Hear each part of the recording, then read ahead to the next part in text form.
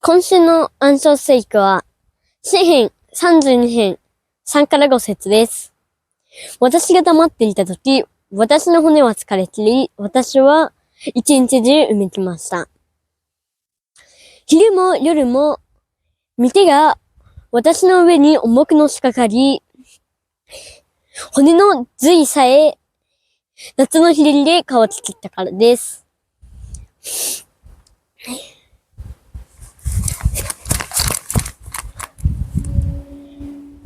私は自分の罪をあなたに知らせ、自分の咎を隠しませんでした。私は言いました。私の背きを主に告白しようと。するとあなたは私の罪の咎めを許してくださいました。また来週